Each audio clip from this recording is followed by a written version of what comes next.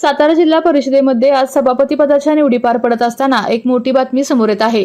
राष्ट्रवादी आणि शिवसेनेकडून या सभापती निवडीवर बहिष्कार टाकण्यात आल्याची माहिती मिळत असून यामुळे आता सभापती निवडीमध्ये देखील मोठा ड्रामा बघायला मिळणार आहे।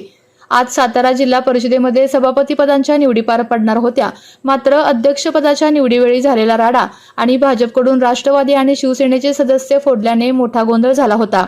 निवडणुकीची प्रक्रिया ही लोकशाही पद्धतीने राबवली जात नसल्याने नाराज झालेला राष्ट्रवादी आणि शिवसेनेच्या सदस्यांनी आजच्या सभापती निवडीवर बहिष्कार टाकल्याचे समजत आहे। त्यामुळे राष्ट्रवादीच्या आणि शिवसेनेचे सदस्य या निवड प्रक्रियेमध्ये सहभागी होणार नसल्याने भाजपचे सर्व सभापती बिनविरोध निवडून येतील अशी शक्यता वर्तवली जात आहे।